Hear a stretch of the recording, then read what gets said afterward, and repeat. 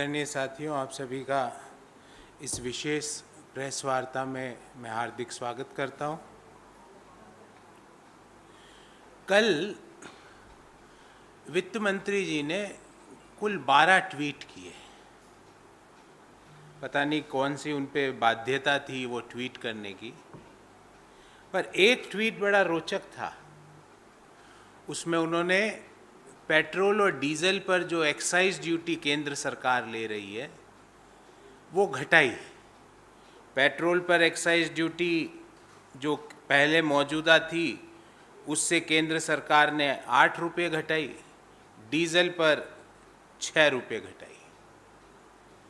अब हमारा एक कैलकुलेशन हमने किया है और आपको वो कैलकुलेशन मैं ज़रूर दूंगा। मुझे उम्मीद थी कि आज जब मैं इस प्रेस वार्ता के लिए आ रहा हूँगा तो भारतीय जनता पार्टी का प्रचार प्रसार डिपार्टमेंट पूरे दिल्ली में थैंक यू मोदी जी के पोस्टर ज़रूर लगाएगा, पर लगता है आज संडे है तो वो छुट्टी पे है। तो उन थैंक यू मोदी जी वाले लोगों से मैं ये पूछना चाहता हूँ, ये कौन सा गणित है कि आप पहले पिछले 60 दिनों में पेट्रोल के दाम 10 रुपये बढ़ा दो और फिर पेट्रोल के ऊपर एक्साइज ड्यूटी आप 8 रुपये घटा दो। वो कौन सा गणित है कम करने का जिसमें 60 दिनों में डीजल के दाम में आप पिछले 60 दिनों में 10 रुपये बढ़ा दो और 7 रुपये कम कर दो? ये कौन सा गणित है? ये तो एक मुझे बड़ा एक रोचक किस्सा याद आता है कि एक दुकान पे हमेशा सेल लगी हुई होती थी।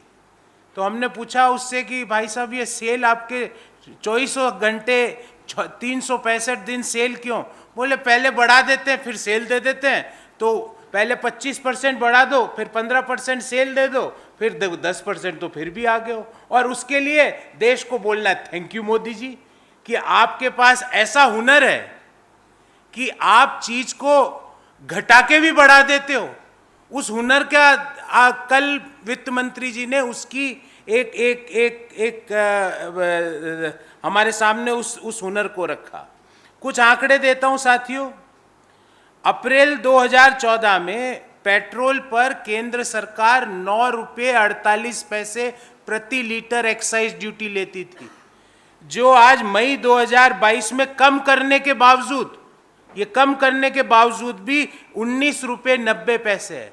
मतलब 2014 की तुलना में पेट्रोल पर आज भी केंद्र सरकार 10 रुपये 52 पैसे प्रति लीटर एक्साइज ड्यूटी ज्यादा ले रही है। अर्थात जो 2014 में एक्साइज ड्यूटी थी उससे दोगुनी से भी ज्यादा, more than twice still government of India is charging the excise duty on petrol. तो ये तो हुई पेट्रोल की बात। डीजल और भी इसमें रोचक है। अप्रैल 2014 में केंद्र सरकार 3 रुपये 56 पैसे प्रति लीटर डीजल पर एक्साइज ड्यूटी लेती थी।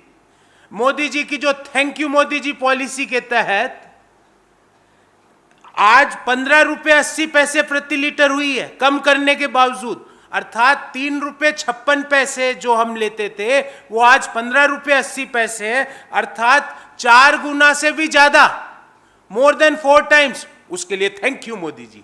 लगाओ पोस्टर थैंक यू मोदी जी के कि भाई पहले से आपने 4 गुना ज्यादा डीजल पर एक्साइज ड्यूटी ले ली। इसके लिए देश आपका आभारी है मोदी जी। पहले से पेट्रोल पर आपने दोगुनी से ज्यादा एक्साइज ड्यूटी आज भी ले रहे हो, उसके लिए थैंक यू मोदी जी। अब गैस पे आ जाते हैं, तो गैस पे भी थैंक यू तो बोलना पड़ेगा। मई 2014 में गैस सिलेंडर, और यहां पे उज्ज्वला नॉन उज्ज्वला वो कोई डिस्टिंक्शन नहीं है, गैस सिलेंडर देश के हर व्यक्ति को मिलता था 414 रुपये में। आज उज्ज्वला स्कीम के तहत गैस सिलेंडर मिल रहा है कम करने के बावजूद 803 रुपये में। अर्थात लगभग दोगुने आपने गैस की कीमतें कर दी, और वो भी सिर्फ उज्ज्वला के लिए। नॉन उज्ज्वला के लिए तो 1003 ही है। इसके लिए भी थैंक यू मोदी जी। हमारा भी थैंक यू स्वीकार कीजिए कि आपके पास इतना बड़ा हुनर है कि आपने गैस की कीमतें कम करने के बावजूद भी दोगुनी बढ़ा दी। This is an art that you are reducing but still it is increasing. आप कम कर रहे हो पर फिर भी बढ़ रही है. आपने 200 रुपए कम किए फिर भी गैस की कीमतें दोगुनी से ज्यादा हो गई. और ऐसा क्यों हुआ यह आप लोगों को समझना पड़ेगा. ऐसा इसलिए हुआ गैस की कीमतों में कि जब केंद्र सरकार ने गिव इट अप स्कीम चालू की थी ना, गिव इट अप, तो केंद्र सरकार ने भी सब्सिडीज को गिव इट अप कर दिया. जो लोगों को गैस सिलेंडर पे सब्सिडी 2014 के पूर्व की सरकारें दिया करती थी, मोदी जी ने कहा आप भी दे दो हम भी दे देते, गिव इट अप. तो उन्होंने सब्सिडी को गिव इट अप कर दिया. इसका आंकड़ा है मेरे पास. 2014 में गैस पर सब्सिडी केंद्र सरकार वहन करती थी 36,500 करोड़. 2013-14 में यह आंकड़ा था 46,458 करोड़ और आज हो गया शून्य, क्योंकि मोदी जी ने सब्सिडी देना बंद कर दिया. और उज्ज्वला स्कीम के तहत सिलेंडर की कीमत आज 803 है और नॉन उज्ज्वला के लिए 1003 है. दोनों में ही नॉन उज्ज्वला के लिए जो 2014 में सिलेंडर की कीमत थी उससे दोगुनी से ज्यादा कर दी और उज्ज्वला वालों के लिए दोगुनी तक ही सीमित रखा. उसके लिए आपको बहुत बहुत थैंक यू. फिर वित्त मंत्री जी ने एक और आंकड़ा दिया. बोला इन्फ्लेशन, महंगाई हमने बढ़ने नहीं दी, कोई भी आवश्यक वस्तुओं के दाम हमने बढ़ने नहीं दिए. वित्त मंत्री जी, प्याज तो आप नहीं खाती, आपने हम देश को बताया, पर गर्मी में नींबू की शिकंजी तो कभी कभार पीती होगी मैडम. शिकंजी 300 रुपए प्रति किलो नींबू बिका है वित्त मंत्री जी, और आप कह रहे हो कि महंगाई नहीं. हमने सप्लाई चेन का कोई डिस्ट्रप्शन नहीं होने दिया. देश में नींबू 300 रुपए किलो बिक गया और वित्त मंत्री जी कह रही है कि हमने महंगाई नहीं बढ़ने दी. वित्त मंत्री जी, मैं तो आप ही के डिपार्टमेंट के, आप ही की सरकार के कुछ आंकड़े आपके सामने रखना चाहता हूं. WPI अप्रैल 2022 में 15.1%, 15.1% होलसेल प्राइस इंडेक्स और रिटेल इन्फ्लेशन 7.79%. वित्त मंत्री जी ने अपने ट्वीट में कहा महंगाई नहीं है देश में. There is nothing called as inflation in our country. ये 7.79 तो रिटेल इन्फ्लेशन है. ये मेरा आंकड़ा नहीं, ये भारत सरकार का आंकड़ा है. WPI आपका 15.1% है. ये मेरा आंकड़ा नहीं है, भारत सरकार का आंकड़ा है. क्या ये आंकड़े देखने के बाद भी वित्त मंत्री जी आपका जो ट्वीट में जो भाषा थी कि हमने इन्फ्लेशन को, महंगाई को नहीं बढ़ने दिया, क्या ये आंकड़े गलत है या आपके ट्वीट की भाषा और आपके ट्वीट का मंतव्य गलत है? फिर एक ट्वीट वित्त मंत्री जी ने किया, हम गरीबों का बहुत ध्यान रखते हैं. बिल्कुल वित्त मंत्री जी, ऑक्सफैम और CMI की रिपोर्ट तो कुछ दूसरा ही चीज बता रही है. ऑक्सफैम की रिपोर्ट कहती है वित्त मंत्री जी कि 2021 में 84% हाउस होल्ड्स की इनकम घटी और बिलियनियर्स की ग्रो करी. CMI की रिपोर्ट कहती है कि 2021 में 97% इंडियंस की आय घटी और ऑफ कोर्स जो 3% कौन है आपको भी पता है, 3% की बढ़ गई. अब देश के युवा, देश के मध्यम आय वर्गीय परिवार, देश के निम्न आय वर्गीय परिवार वो इक्वेशन, वो फॉर्मूला आपसे जानना चाहते हैं वित्त मंत्री जी, जो उन 3% लोगों के पास है जिनकी इनकम बढ़ रही है, और 97% को वो फॉर्मूला दे दीजिए ना. तो आप कह रहे हो कि हम पुअर का ध्यान रखते हैं. यहां तो CMI और ऑक्सफैम दोनों की रिपोर्ट कह रही है कि हिंदुस्तान में 97% लोगों की आय 2021 में घटी, सिर्फ 3% की बढ़ी. ऑक्सफैम की रिपोर्ट कहती है 84% की घटी, सिर्फ बाकी लोगों की बढ़ी. देश में बिलियनियर्स की जो ग्रोथ है सिर्फ उनकी ग्रोथ हो रही है, ना तो मिडिल क्लास की हो रही है, ना लोअर इनकम ग्रुप की हो रही है, ना किसानों की हो रही है, ना मजदूर की हो रही है. तो वित्त मंत्री जी, ये जो आपका जो एक्सपेक्टेशन था कि देश बोलेगा थैंक यू मोदी जी, वो रियलिटी ये है कि what you have done to India Modi ji. We are asking what you have done to India Modi ji. क्या इसके लिए धन्यवाद दें कि आज भी एक्साइज ड्यूटी पेट्रोल पर जो 2014 पे थी उससे दोगुनी से ज्यादा आप वसूल कर रहे हो? क्या इसके लिए धन्यवाद दें कि आज भी एक्साइज ड्यूटी डीजल पर जो 2014 में थी उससे लगभग 4 गुना आप वसूल कर रहे हो? क्या उसके लिए धन्यवाद दें कि 2014 में जो गैस सिलेंडर के दाम थे उससे लगभग दुगुने उज्ज्वला स्कीम के तहत और नॉन उज्ज्वला सिलेंडर्स के लिए दोगुने से ज्यादा आप वसूल कर रहे हो? क्या इसके लिए थैंक यू मोदी जी बोले कि 97% लोगों की आय घटी, वित्त मंत्री जी कह रही है कि हम पुअर का ध्यान रख रहे हैं? क्या इसके लिए थैंक यू बोले कि देश में नींबू 300 रुपए किलो गर्मी में बिका, होलसेल प्राइस इंडेक्स 15.1% है, रिटेल इन्फ्लेशन देश में 7.79% है? क्या इन चीजों के लिए थैंक यू बोले? मुझे लगता है कि भारतीय जनता पार्टी को ये जो 8वीं क्लास की जो ट्रिक्स है ना, कि पहले 40% बढ़ाओ फिर 25% कम कर लो, तो 15% तो अभी बढ़ावा ही है ना। अभी तक मार्च में जो कीमतें थी पेट्रोल डीजल की उससे ज्यादा है। तो आप क्या मार्च में कीमतें ज्यादा थी कि कम थी? उस समय भी ज्यादा थी।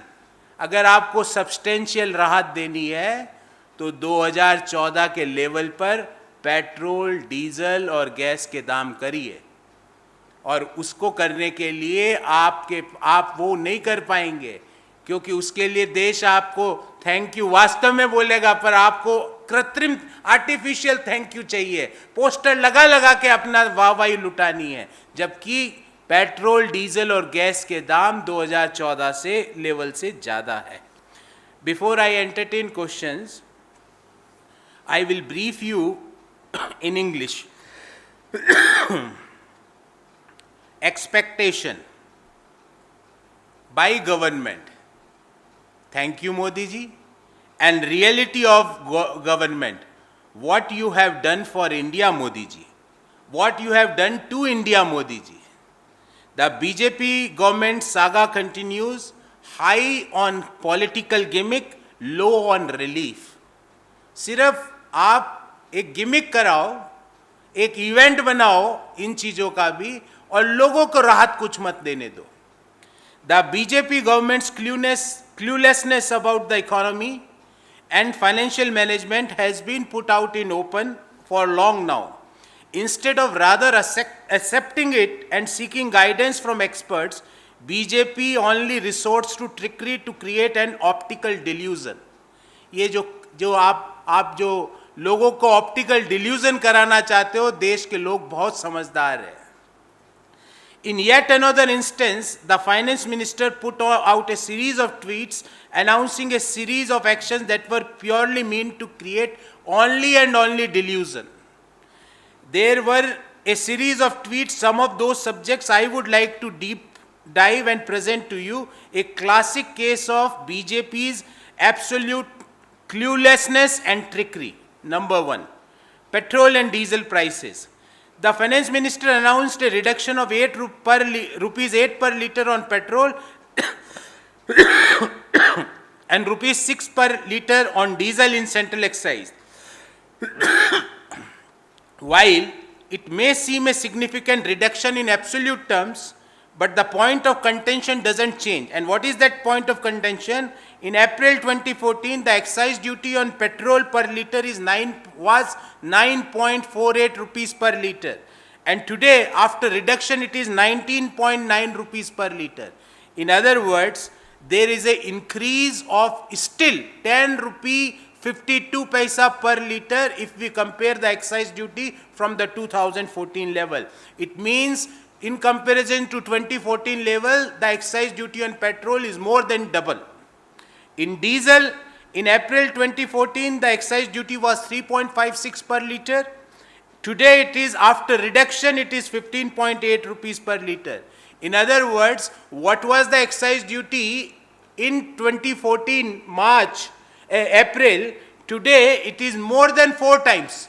In absolute terms, it is 444% of April 2014 excise duty.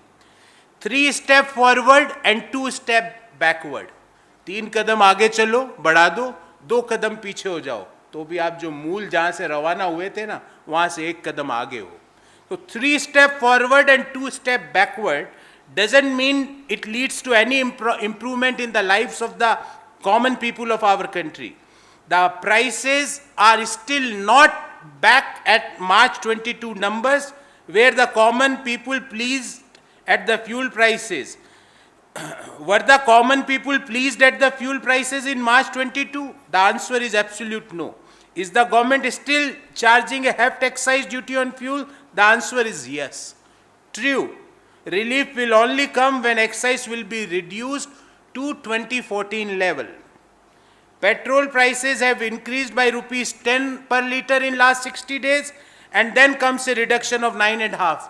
Is it not a trickery, Madam FM and Modi ji? Diesel prices have increased by 10 per litre in last 60 days, and then comes to a reduction of rupees 7 per litre. क्या ये एक trickery department नहीं? और किसके सामने? 8वीं class के tricks हैं ये.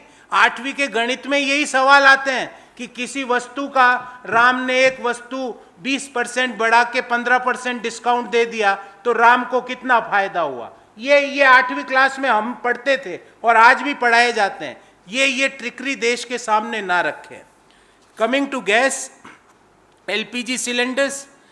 LPG prices have increased by 142% between May 2014 and May 2022. After the generous, so-called generous, reduction of rupees 200, prices are still approximately twice of what was there in May 2014. LPG prices, and this I want to put on record, friends, पिछले 18 महीने में रसोई gas cylinder के दाम 400 रुपए बढ़े. मोदी जी ने उज्ज्वला के कितने कम किए? 200. उसके लिए thank you Modi ji. May 2014 LPG cylinder prices were 414. May 2022, as of today, it is 803, only for Ujjwala cylinders, not for everyone. So still the LPG prices are approximately twice of the level of May 2014. Then coming to inflation, Madam FM tweeted that the inflation has remained lower in their tenure. Madam, 15.1% WPI is lower. 7.79% retail inflation is lower. In my economics classes, I was not taught like that. The inflation target band set by Reserve Bank of India is between 2 to 6%. Inflation is killing the common people, and it is not a breaking news. It is there. This news is for last so many years. Then coming to devotion to the poor, Madam FM, your government is devoted to the welfare of poor. That is what she claimed. But the true face of your devotion to the poor lies in the Oxfam report. What Oxfam report says? That in 2021, income of 84% households of our country fell, while the number of billionaires grew. The true face of your devotion to the poor lies in the CMI report of 2021, which says 97% Indians' income fell during the pandemic. Of course, there are certain close friends of the government whose welfare is making headline every day. So we have 3 very specific questions to the government. Point number 1, what is preventing the BJP government from announcing a true relief measure for the common people? Why they are resorting only to these optical delusion instead of concrete measure? हमारा पहला सवाल ये है कि आप हिंदुस्तान के लोगों को महंगाई से वास्तविक राहत क्यों नहीं देना चाहते? क्यों आप ये ट्रिकरी और डिल्यूजन से लोगों की भावनाओं के साथ खेल रहे हो? पहले 60 दिन में 10 रुपये बढ़ाओ और फिर 9 रुपये वापस ले लो, तो अभी भी 1 रुपया बढ़ा हुआ है. और ध्यान रहे, मार्च में भी कीमतें कम नहीं थी. पहले 60 दिन में 10 रुपये बढ़ाओ, 7 रुपये वापस ले लो, अभी भी 3 रुपये बढ़े हुए डीजल पे, मार्च 2022 के लेवल पे. ध्यान रहे, मार्च में भी कीमतें कम नहीं थी. तो ये हमारा पहला सवाल है. दूसरा सवाल, और बहुत महत्वपूर्ण सवाल है। मोदी जी, आप क्या देश के सामने आके ये बात कह सकते हैं कि अगले 2 साल में आप पेट्रोल और डीजल पर एक्साइज ड्यूटी वापस फिर से नहीं बढ़ाएंगे? क्योंकि हमें पता है आप क्या करोगे, क्या करेंगे वो मैं आज आपको बता देता हूं। जैसे ही अंतर्राष्ट्रीय बाजार में कच्चे तेल की कीमतें कम होगी, मोदी जी की एक्साइज ड्यूटी बढ़ जाएगी, क्योंकि लोगों को राहत देना उनका ऑब्जेक्टिव नहीं है। So our second question is that will the BJP government guarantee that the excise duty on petrol and diesel will not increase in next 2 years? Point number 3, what measures are being taken by government to bring down the inflation between 2 to 6% as targeted by Reserve Bank of India? हमारा तीसरा सवाल ये है कि सरकार ऐसे क्या कदम उठा रही है, ये ट्रिकरी नहीं, ये क्लूलेसनेस नहीं, ये गिमिक नहीं, ये हेडलाइंस मैनेजमेंट नहीं, ऐसा क्या कदम आप उठा रहे हो जिससे लोगों को राहत मिले और इन्फ्लेशन 2 से 6% के अंदर वापस आ जाए? देश के सामने उसका खाका मैडम एफएम और प्रधानमंत्री जी रखें। ये जो ट्रिक्स डिपार्टमेंट है, इसके लिए देश आपको थैंक यू नहीं बोलेगा, इसके लिए देश आपसे यही पूछेगा, what have you done to India Modi ji, not thank you Modi ji. अगर आप अपने बैनर लगा के, देश के करदाताओं के पैसों से अपने बैनर लगा के देश भर में थैंक यू मोदी जी बुलवा दोगे, पर वो उनके दिल की आवाज़ नहीं होगी। उनके दिल से एक ही आवाज़ निकल रही है कि आपने what you have done to India Modi जी।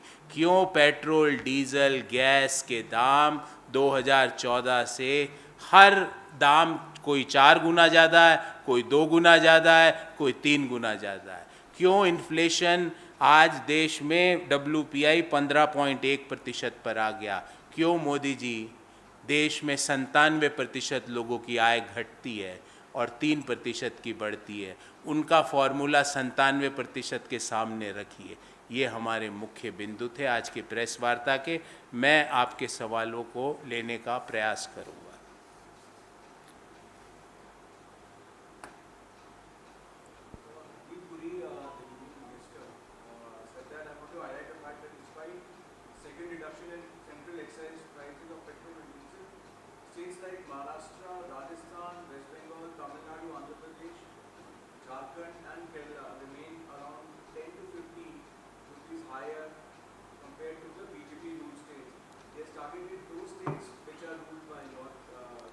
एक तो हरदीप पुरी जी को कोई अच्छी टीवी चैनल का कनेक्शन दिलवाओ प्लीज़। अभी 1 घंटा पहले राजस्थान ने 2.5 रुपये लगभग पेट्रोल पर और 1.25 रुपये डीजल पर स्टेट वैट घटाई है, पर हरदीप पुरी जी को पता ही नहीं, ना उनके ऑफिस को पता है। ट्वीट पे ट्वीट करे जाओ। फिर मैं पुरी साहब से पूछ रहा हूँ, पुरी साहब, भोपाल और जयपुर में कितना अंतर है पेट्रोल का? आपको जान के आश्चर्य होगा, भोपाल में पेट्रोल की कीमत जयपुर से ज़्यादा है। पुरी साहब, पटना और रांची में पेट्रोल का कितना अंतर है? आपको जान के फिर आश्चर्य होगा कि पटना में पेट्रोल की कीमत रांची से ज़्यादा है। फिर मैं पूछूंगा, पुरी साहब, रायपुर और बेंगलोर में पेट्रोल की कीमतों में कितना अंतर है? आपको जान के आश्चर्य होगा, दोनों जगह लगभग बराबर है। तो पुरी साहब, ये सेलेक्टिव आइडियाइज्म बंद कीजिए, कंक्रीट मेजर्स उठाइए। ये जो आपकी प्रवृत्ति है ना कि कोई भी प्रॉब्लम हो जाए पहले पंडित नेहरू को ढूंढ लो, पंडित नेहरू नहीं मिल रहे तो इंदिरा गांधी, राजीव गांधी को ढूंढ लो, वो भी वहाँ पे नहीं मिल रहे तो कोई विदेशी ताकतों को ढूंढ लो, वो भी नहीं मिल रहे तो बोल दो स्टेट जिम्मेवार है। अरे भाई, स्टेट जिम्मेवार है तो स्टेट को रिसोर्स तो दो। और ये जब मैं बात कहता हूं तो सिर्फ कांग्रेस के स्टेट्स के लिए नहीं बोल रहा हूं।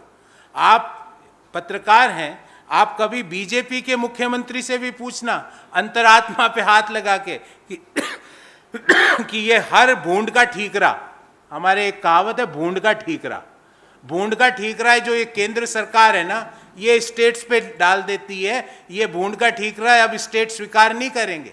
ये एक बड़ी प्रवृत्ति होती है कि बूंद का ठीक रहा, कोई भी घर में कोई भी प्रॉब्लम हो जाए, दूध उफड़ जाए तो बहू जिम्मेवार है, रोटी जल जाए तो बहू जिम्मेवार है, घर के मान लो अंदर बंदर बिल्ली आ जाए तो बहू जिम्मेवार है। अरे आप क्या कर रहे थे वहां पे? What you are doing there? तो ये अपनी अपनी नाकामियों को दूसरे लोगों पे जो ट्रांसफर करने की जो प्रवृत्ति पिछले 8 साल में आई है, आप कुछ अपने पास चिपकने ही मत दो। अपने पास सिर्फ एक ही शब्द, थैंक यू मोदी जी, बाकी कुछ नहीं। बाकी सब, कुछ भी प्रॉब्लम हो जाए स्टेट जिम्मेवार, कोरोना मिसमैनेजमेंट स्टेट जिम्मेवार, ऑक्सीजन की किल्लत स्टेट जिम्मेदार, रेमडेसिविर की किल्लत स्टेट जिम्मेवार, महंगाई स्टेट जिम्मेवार, कोयला बिजली घरों में क्यों नहीं पहुंच रहा स्टेट जिम्मेदार। तो मुझे ये बताओ कि केंद्र सरकार की क्या जिम्मेवारी है? क्या केंद्र सरकार की जिम्मेदारी गर्मी के मौसम में यूरोप के देशों का भ्रमण करना और वहाँ पे 3 दिन में 16 जैकेट चेंज करना ही है कि इसके अलावा भी कुछ है? इन सवालों का जवाब दीजिए। और टेक्निकल सवालों का टेक्निकल उत्तर मैंने हरदीप पुरी जी को दिया, और जब भी आप मिले आप उनको एक अच्छा टेलीविज़न और एक अच्छा चैनल उनको भेंट करिए, ताकि वो अपडेटेड तो रहे। उनको पता ही नहीं कि राजस्थान सरकार ने घटा दिया। जी,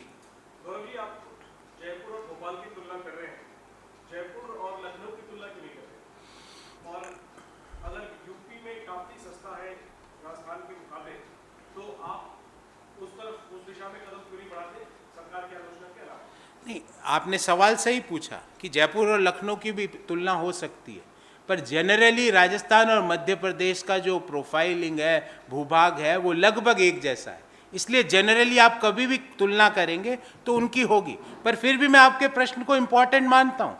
मैं आपसे दूसरा सवाल पूछता हूँ कि उत्तर प्रदेश में पेट्रोल की कीमतें कब घटी? चुनाव से कुछ दिन पूर्व घटाई ना योगी सरकार ने।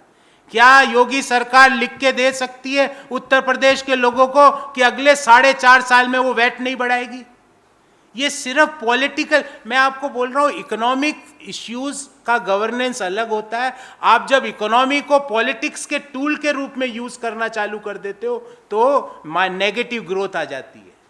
तो आप नोटबंदी जैसे गलत काम करना चालू कर देते हो, तो आप बिना तैयारी के जीएसटी लगा देते हो। यूपी के मुख्यमंत्री ने घटाया, पर कब घटाया? चुनाव से 4 महीने पहले। और मैं आपको फिर बोलता हूं, आप एक सीनियर जर्नलिस्ट हो, और जिस दिन अगले 1 से 2 महीने में बढ़ा देंगे, मैं आपको फोन करके बताऊंगा उस दिन भी। क्या यूपी के मुख्यमंत्री कह सकते हैं कि ये स्टेट वैट अब अगले चुनाव तक नहीं बढ़ेगी? Can he give you that in writing?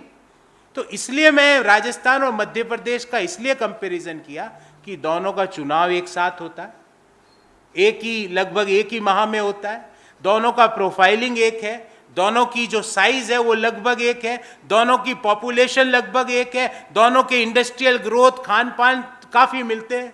इसलिए जनरली जब भी हम कंपैरिजन करते हैं तो आप कह सकते हैं कि सर आपने बिहार झारखंड का ही क्यों किया, आपने झारखंड और केरला का क्यों नहीं किया? क्योंकि बिहार झारखंड का कंपैरिजन होता है, दे आर कि भाई बिहार में क्या हो रहा है, झारखंड में क्या हो रहा है। इसलिए मैंने उस चीज का कंपैरिजन किया। पर फिर भी मैं आपको कहता हूं कि political gimmicks, delusions, cluelessness and trickery is not the answer to the economic mess which was created by BJP because of misgovernance of economy in last 8 years. आपको अगर राहत देनी है लोगों को तो 2014 के लेवल पे करिए ना, गैस सिलेंडर 414 रुपये में दीजिए ना, डीजल के दाम 2014 के लेवल पे करिए ना, क्योंकि आज भी आप 4 गुना से ज़्यादा एक्साइज ड्यूटी ले रहे हो जो 2014 में थी। पेट्रोल पर एक्साइज ड्यूटी डबल से ज़्यादा ले रहे हो आज भी, कम करने के बावजूद भी। तो ये जो ट्रिक्स है ना कि 30% बढ़ाओ, 20% कम करो और नीचे लिखो हिंट थैंक यू मोदी जी, ये that is not the answer. आप इससे अपने पोस्टर छपवा सकते हो जो लग जाएंगे, कल लग जाएंगे, आज छुट्टी है, कल लग जाएंगे, पर उससे आप लोगों को राहत नहीं दे सकते। जी, जिस तरह से सरकार ने पेट्रोल पर 6 रुपये, डीजल पे स्ट्रोक है, 2 महीने में जो 10 पे बढ़े उससे कांग्रेस कौन सा स्ट्रोक करेगी? उसको 10 रुपए जो बढ़ाए वो लोगों के जीवन पर स्ट्रोक था, लोगों के दिल में स्ट्रोक आए थे उससे, वो मास्टर स्ट्रोक नहीं था। 10 रुपये बढ़ाओ 7 रुपये कम कर दो, ये मास्टर स्ट्रोक नहीं है, इसको कहते हैं लोगों के साथ धोखा, लोगों के जीवन के साथ धोखा। 10 रुपये पेट्रोल पर बढ़ाओ और फिर 9 रुपये कम कर दो, ये मास्टर स्ट्रोक नहीं हो सकता। ये इसको कहते हैं डिल्यूजन और ट्रिकरी, और अपने लोगों के साथ, देश के लोगों के साथ धोखा नहीं किया जाता है सरकारों द्वारा, उनका हाथ पकड़ा जाता है। तो these are not master strokes. अगर मास्टर स्ट्रोक होता तो ये गैस सिलेंडर 414 रुपये में होता, और वो करने के लिए सरकार को गैस पे सब्सिडी देनी पड़ती, पर सरकार उसके लिए तैयार नहीं है, क्योंकि उनके पास पैसा राइट ऑफ्स के लिए है, क्रोनीज के बैंक लोन के राइट ऑफ्स के लिए पैसा है, पर देश के लोगों को गैस सिलेंडर सस्ता मिल जाए उसको सब्सिडी देने का पैसा नहीं है। तो ये कोई मास्टर स्ट्रोक नहीं है। हाँ, आप एडवर्टाइजमेंट करा के, पोस्टर बैनर लगा के भले मास्टर स्ट्रोक बोलिए, पर it is not a master stroke. 3 step forward, 2 step backward, 3 कदम आगे चलो, 2 कदम पीछे आ जाओ, तो भी जहाँ से चले थे वहाँ से 1 कदम आगे हो। तो इसको अगर मास्टर स्ट्रोक कहते हैं तो फिर 3 कदम नहीं 6 कदम आगे चलो, 4 पीछे आ जाओ तो 2 कदम आगे हो गए, फिर 6 की जगह 12 कदम आगे चलो, 8 पीछे आ जाओ तो 4 कदम आप आगे आ गए। तो these are not master strokes, this is delusion, political trickery, cluelessness about economy. You don't know, you don't understand what you are doing. जी,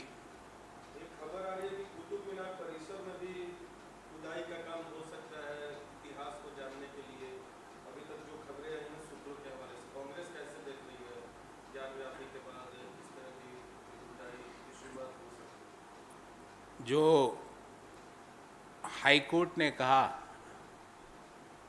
और जो सुप्रीम कोर्ट अपने आदेश दे रही है, उसमें हमें कोई टिप्पणी नहीं करनी। वो अपना काम खुदाई करे, क्या कहाँ क्या हुआ, क्योंकि भारतीय जनता पार्टी को इतिहास में बहुत रुचि है, पर हमें वर्तमान और भविष्य में रुचि है। हमारी रुचि भविष्य में है, हमारी रुचि आर्टिफिशियल इंटेलिजेंस, मशीन लर्निंग पे है, हमारी रुचि आईटी रिवॉल्यूशन पर है, हमारी रुचि इंडस्ट्री 4.0 में है, हमारी रुचि बेरोजगारी की दर को 8% से नीचे कैसे गिराए, जो लगातार बनी हुई है 8% पर, उसमें है। हमारी रुचि 45 करोड़ हिंदुस्तान के युवाओं ने नौकरी तलाशना ही बंद कर दिया निराश होकर, उनको वापस प्रेरित करके हिंदुस्तान की विकास यात्रा में सम्मिलित करने में है। हमारी रुचि हाई कोर्ट और सुप्रीम कोर्ट के आदेशों की ऊपर टिप्पणी करने की नहीं है। हमारी रुचि भारत में 97% लोग जिनकी आय घट रही है, उनको वापस से भारत की विकास यात्रा में कैसे सम्मिलित किया जाए, उसमें है। हमारी रुचि अर्बन मनरेगा जैसी स्कीम्स लाके किस तरह मनरेगा का फ़ायदा अब शहरी क्षेत्रों में जो लोग हैं उनको दिया जाए, उसमें है। और राजस्थान सरकार ने आज ही अर्बन मनरेगा की शुरुआत की। तो हमारी रुचि अलग है, उनकी रुचि इतिहास में है, हमारी रुचि वर्तमान और भविष्य में है। आपके पुराने साथी हार्दिक पटेल ने एक बयान दिया अभी कि अगर राहुल गांधी मुझे 5 मिनट मिलने के समय देते शायद मैं इस्तीफा न देता, और दूसरा बयान उनका है कांग्रेस को चिंतन नहीं चिंता करने की जरूरत है। देखिए, जो हार्दिक पटेल बोल रहे हैं और जो उनकी लेटर की भाषा है, जो उन्होंने लेटर लिखा, मैंने उस लेटर को कम से कम 5 दफ़ा पढ़ा, अंग्रेजी वाला, हिंदी वाला नहीं, अंग्रेजी वाला, क्योंकि उन्होंने हिंदी, अंग्रेजी और गुजराती तीनों में लिखा। ऐसा प्रतीत होता है कि वह लेटर भारतीय जनता पार्टी के मुख्यालय से उसका ड्राफ्ट हुआ, हार्दिक ने सिर्फ उस पर दस्तखत किए। मैं राहुल गांधी जी की एक बात से पूर्णतः सहमत हूँ, और ये मैं मेरे निजी विचार बता रहा हूँ कि आइडियोलॉजी की लड़ाई कायर लोग नहीं लड़ सकते। इसके लिए आप में ब्रेवरी चाहिए, साहस चाहिए, निडरता चाहिए, लंबे समय तक लड़ने की क्षमता चाहिए। जो कायर है वो जरूर आइडियोलॉजी की लड़ाई से हटते जाएंगे, क्योंकि पॉलिटिक्स में दो प्रकार के लोग हैं, एक जो आइडियोलॉजी की तरफ कमिटेड लोग हैं, दूसरे सिर्फ और सिर्फ पॉलिटिक्स को टूल मानते हैं, सत्ता को लेने का एक यंत्र मानते हैं। आइडियोलॉजी की लड़ाई लड़ने के लिए साहस चाहिए, कायर लोग नहीं लड़ पाएंगे। और जहाँ तक वो 5 मिनट और 10 मिनट, ये सब एक लोगों को बहकाने के साधन है। एक हमारे आसाम में हमारे साथी थे पहले, अभी मुख्यमंत्री है, उन्होंने भी ऐसी बातें करी कि मैं मिला, वो नहीं मेरी बात सुन रहे थे, ये बोल रहे हैं अब। अरे भाई, पहले क्यों नहीं बताया? कितनी बार मिले हो आप राहुल गांधी जी से? आप उनसे ये तो पूछते कितनी बार मिले हो और कितनी देर उन्होंने बात सुनी है। ये दुष्प्रचार और भ्रम का वातावरण फैलाना बंद कीजिए। हार्दिक जी, मैं आपसे, आप हमारे पुराने साथी हो, कि चिंतन नहीं, चिंता की ज़रूरत है। 4 दिन पहले हमारे साथ थे, अब वो वहाँ पे बोल रहे हम मुझे 5 मिनट ही नहीं दिए। तो आप 4 दिन पहले तक क्या कर रहे थे? What you were doing? मैं उनसे काउंटर क्वेश्चन पूछता हूँ कि आप वहाँ पे हमारे कार्यकारी अध्यक्ष थे, आपका क्या कंट्रीब्यूशन रहा, बताइए। I can ask A counter question. तो इस तरह की बातें करके आप सिर्फ भ्रम का वातावरण फैलाते हो, और ये बातें भी उनको कोई डिक्टेट कर रहा है, और कौन डिक्टेट कर रहा है आपको और मुझे दोनों को पता है, क्योंकि उनको थोड़े दिन में ये जो आज जो हुआ ना, इसके लिए वो थैंक यू मोदी जी वाला ट्वीट करने वाले हैं थोड़ी देर में, कि आपने 10 रुपये बढ़ा के 7 रुपये कम कर दिए मोदी जी, थैंक यू मोदी जी। वो ट्वीट आने वाला उनका, क्योंकि अब उनके ट्वीट वो डिज़ाइन नहीं करेंगे, कहीं और से आते हैं बन के रेडीमेड उसको। और आपको भी पता है कि वहाँ किन किन लोगों को मिलते हैं। कई बड़े बड़े, आपका नाम नहीं, कई बड़े बड़े पत्रकार, TV anchor as it is tweet मारते हैं। तो मेरे को ये समझ में नहीं आता कि ग्रामेटिकल अगर कोई इज एम आर की गलती हो जाए तो उस पूरा देश उसको थैंक यू मोदी जी, और सब 400 लोग वही गलती कर देंगे। ये कैसे संभव है? How it is possible? Hindi में मान लो कोई मात्रा की त्रुटि हो जाए, वो पूरी मात्रा की त्रुटि सब चलाते रहेंगे। How it is possible? तो मैं यही कह रहा हूँ ना, ये आइडियोलॉजी की लड़ाई है, इसमें कायर लोग लंबे समय तक नहीं रह सकते। जी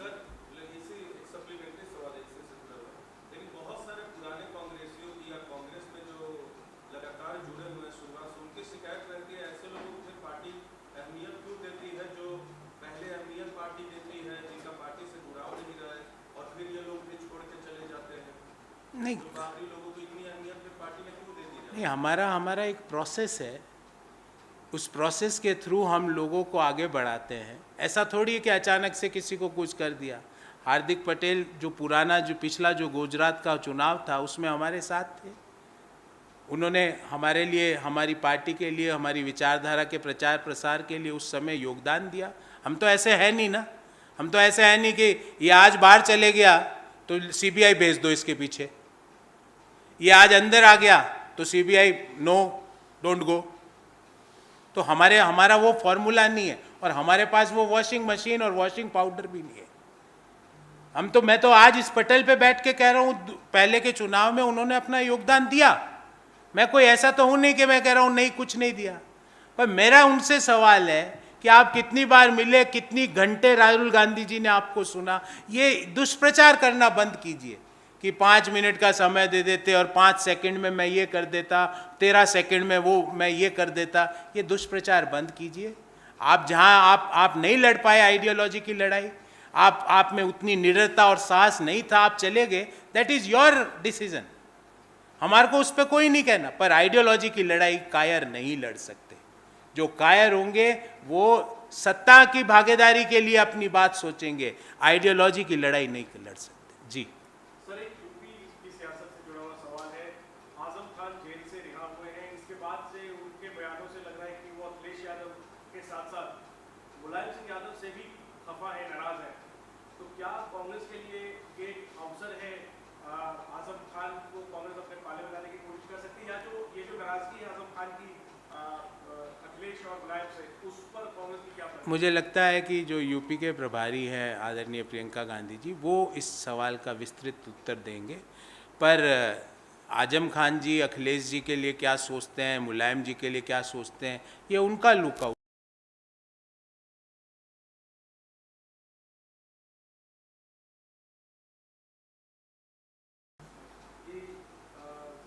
सांसद नवनीत राणा वर्सेस जो शिवसेना चल रहा है उसमें अवैध निर्माण के संबंध में बीएमसी ने दूसरा नोटिस भेजा है राणा फैमिली को।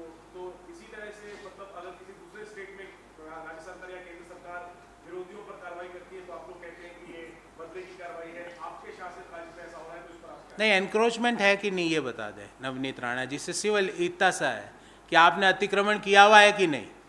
अगर नहीं किया हुआ तो नवनीत राणा जी डरने की ज़रूरत नहीं है, और किया हुआ है तो महाराष्ट्र की सरकार उस अतिक्रमण को जनहित में तोड़ेगी। आप सीधा सा एक सवाल हम पूछते हैं, अतिक्रमण किया हुआ है कि नहीं, इधर इधर की बात क्यों करते हो? आप सीधा सा पूछिए उनसे कि आपने एनक्रोचमेंट किया है कि नहीं। अगर एनक्रोचमेंट किया हुआ है तो वहाँ की जो भी कार्रवाई होगी वो होगी, इसमें क्या बात है। बहुत बहुत धन्यवाद।